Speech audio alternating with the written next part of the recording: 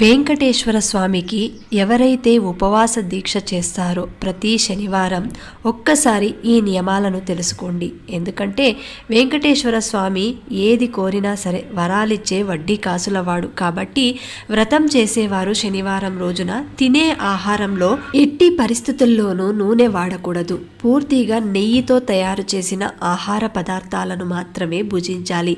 మధ్యాహ్నం ఒక్క పూట మాత్రమే భోజనం చేయాలి. రాత్రి ఫలహారం తీసుకోవచ్చు.